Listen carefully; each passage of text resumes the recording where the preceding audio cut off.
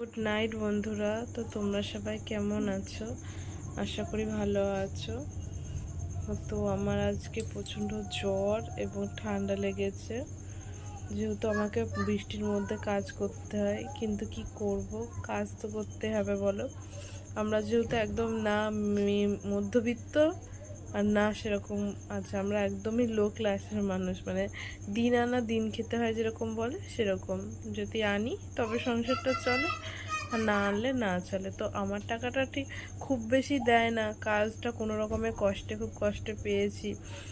আমার কাজটা করতে কষ্ট হলেও করতে হয়, যেহেতু তোমার একটা ছোটো বাচ্চা আছে। তোমার দাদাভাই কাজ করে, কিন্তু তোমার দাদাভাইয়ের শরীরটা দুদিন অন্তর অন্তর খারাপ থাকে, ঠিক মতো কাজ করতে পারে না। তো আমি প্রথমে একটা লোনের অফিসে কাজ করতাম, তারপরে সেটা অনেকটা টাইম লেগে যেত। তারপরে এই কাজটা যাই হোক ভগবানের কৃপায় পেয়েছি। তো এই কাজটা আমি মন দিয়ে করি, হাজার ঝড় বৃষ্টি হলেও আমি কাজটা করি। আর হচ্ছে আমার বাড়ি হচ্ছে মাঝদিয়ায় নদিয়া, মানে নদিয়া জেলা। আর আমার বাড়ি হচ্ছে যে হাই স্কুলের যে মাঠটা, ফুটবল খেলার মাঠ, মানে আমাদের এখানে যে রেলবাজার হাই স্কুল আছে, ওই হাই স্কুলের যে মাঠ ওইখানেতে আমার বাড়ি। তো তোমরা তো দেখেছো বন্ধুরা, আমি সার্ভের কাজ করি। তো ছোট বাচ্চা রেখে আমাকে অনেক কষ্টে কাজটা করতে হয়। তো কি করব, কাজ যেহেতু তো করতেই হবে সংসারে। ধরো যখন তোমার দাদা না পারে তখন তো আমাকে কিছু দিয়ে সাহায্য করতে হয়।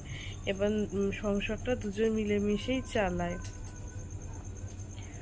আর হচ্ছে তোমরা যারা ফেসবুক থেকে দেখছো তারা আমাকে ফলো করো, আর যারা ইউটিউব থেকে দেখছো তারা আমাকে সাবস্ক্রাইব করো আর লাইক করো। কারণ আমি অনেক কষ্টে ভিডিওটা বানাই, সারাদিন কাজ করি রোদের মধ্যে, এসেও তোমাদের জন্য। তো বন্ধুরা জানো তো, মানে অনেক কষ্টেই কাজটা করতে হয়, আর ছুটি দেয় না, প্রত্যেক দিনই কাজ করতে যেতে হয়। এবার বাচ্চাটাকে যে সময় দেবো সে সময়টা দিতে পারি না।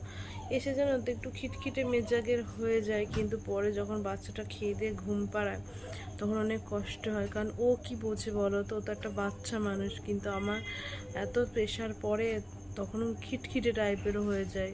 কিন্তু পরে যখন ওকে আদর করি তখন আমার খুব কষ্ট পায়, কান্না পায়। কিন্তু এই কাজটা করি, এত কষ্ট করি, সব কিছু ওর জন্যেই তো করি, যাতে ওর শখ আহ্লাদ পূরণ করতে পারি। তো